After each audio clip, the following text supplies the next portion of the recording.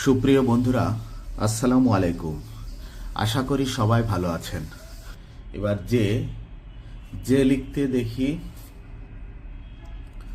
দাগ নিচে বাঁকা, যে একটা দাগ নিচে বাঁকা, যে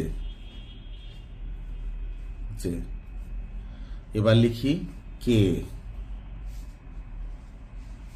মাঝের থেকে দুই দিকে চলে গেল কে। আই মাঝামাঝি, এই কে। আরো একবার লিখি কে, এরপর লিখি এল লিখতে এই লম্বা দাগ আড়াআড়ি দাগ, লম্বা দাগ আড়াআড়ি দাগ, এল লম্বা দাগ আড়াআড়ি দাগ, এল। এরপর আসছে এম এইচ এর মতো দুই দিকে দুইটা দাগ, কিন্তু মাঝখানে এটা এই। তাহলে যদি আমরা লিখি এই এম, আবার লিখি এম এর এই অংশটা মোটামুটি মাঝামাঝি থেকে একটু নিচে, এ যেমন নিচে ছিল এরকম একটা পর্যায়ে রাখলে এম দেখতে সুন্দর লাগবে। এম। এরপর আমরা লিখি এন লিখব এই যে এন, এই দাগটা নিচে এসে ঠেকবে, এরপর এটা সমান করে এইচ এর মতো উঠে যাবে।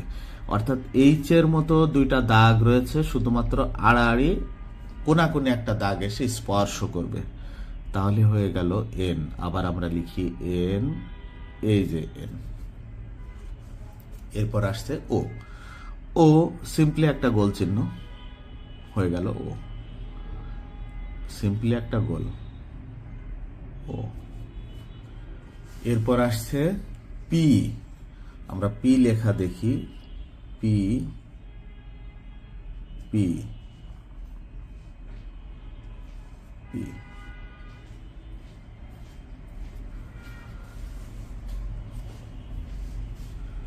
মনে রাখবে, ইংরেজিতে যতগুলো বর্ণ আছে সব বর্ণগুলো লেখার ক্ষেত্রে শুধুমাত্র যদি ও লেখা সুন্দর হয়, তুমি যদি ও ভালো করে লিখতে পারো, সব বর্ণগুলো লেখার ক্ষেত্রে তোমার হাত অনেক সুন্দর হয়ে যাবে।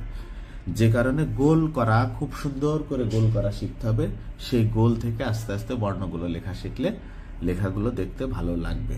এবার আমরা লিখব কিউ লিখতেও চলে আসছে ও, সুন্দর একটা ও দিয়ে যদি একটা দাগ দিয়ে দেওয়া যায় তাহলে হয়ে গেল কিউ। আবার লিখি কিউ, এই যে কিউ। আবার লিখি কিউ, এই যে Q. I J K L M N O P Q. এরপর আসছে আর লিখতে বি এর উপরের অংশ, তারপরে একটা দাগ কিউ এর মতো, হয়ে গেল আর। বি এর উপরের অংশ, তার সঙ্গে কিউ এর দাগ, হয়ে গেল আর। আবার লিখি আর, বি এর উপরের অংশ, কিউ এর দাগ, আর। এরপর আসছে এস লেখাটা আপাত দৃষ্টিতে কঠিন মনে হয়, এস লেখাটা কঠিন মনে হয়, কিন্তু এস এত কঠিন না যদি একটা গোল চিহ্ন ভাবা হয়।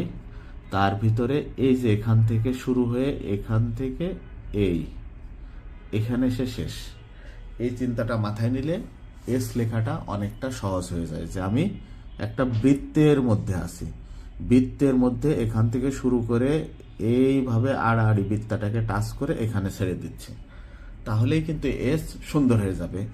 যে আমি একটা বৃত্তের মধ্যে আছি, বৃত্ত আঁকছি, যেটা শুরু এখান থেকে আড়াআড়ি এই পর্যায়ে যাওয়ার পরে এখানে ছেড়ে দিচ্ছি। এই চর্চাটা যদি তুমি করো, দেখবে এস কখনো দেখতে খারাপ হবে না, এস সবসময় দেখতে সুন্দর হবে। এই যে এস।